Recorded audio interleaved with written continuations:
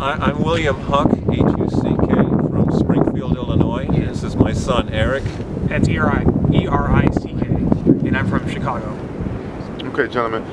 We're here at the ground zero, if you will, the site of Mike Brown's murder, and this beautiful memorial to him. They even named the street Mike Brown Drive on the signs here.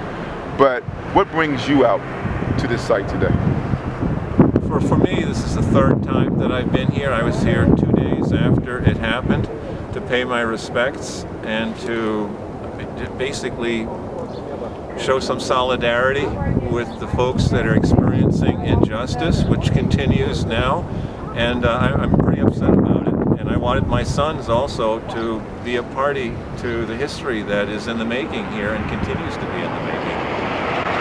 You're here on Black Friday, you're here with your son, and you say you're here to show support and solidarity with a community that has been victimized historically, police brutality, state sexual executions. But what makes you identify with their suffering? Have you had any problems with the police, or have you seen or witnessed any other people been victimized by the police? I think we've been both following the events that have been occurring here. As my dad mentioned earlier, we're here in solidarity, but so we may not in our own communities have the same events going on, but we feel what is going on here is grossly unjust, and there's a double standard for sure, and we come here to show that, you know, there are people from across the nation that are feeling for you guys, and that if it happened in our community, it would be intolerable as well. Yeah, and I would add that I think my sons were raised believing that any injustice toward a minority in the country or to anyone is an injustice to all. I mean, either there's uniform justice or there isn't, and we do not have that in our society. And it's not just here, it's all over the nation.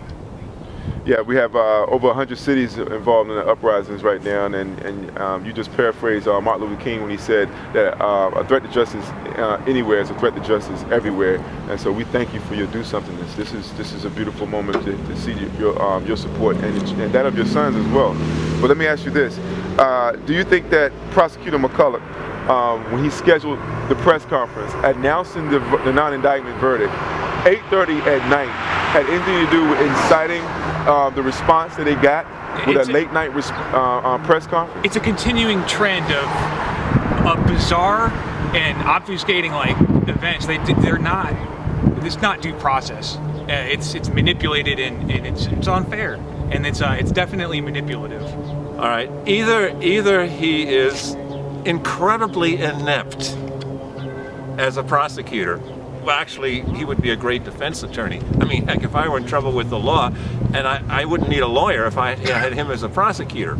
But he's either totally inept, or it's incredibly sinister. It's one or the other. One or the other. Oh, absolutely. And, you know, I'm not a conspiratorial type, I mean, believing in conspiracy theories, but it's just looking really sad that maybe the rioting is just distracting attention from the incredible injustice he perpetrated. And it's just a series of injustices that this guy is perpetrating. You know, it's from the very get-go. The whole system has not been, there's no due process at all. Well, it's all turned around and it fits the needs of one side of the story. 6 eyewitness accounts, reasonable people that came across to me being interviewed on various television shows as being reasonable, intelligent, without any ulterior motives, and that isn't enough for an indictment? It's beyond imagining. It is just an incredible travesty. It is disgusting. It is blatant racism is what this is. It's the worst I have ever seen in 50 years. That's my opinion. The worst racism you've seen in 50 years? I think so. Well, and keep in mind, unfortunately, during my earlier years, in my teens, I was probably too young. I grew up in a pretty much white neighborhood, so I was kind of apathetic to issues that I should have been thoughtful about.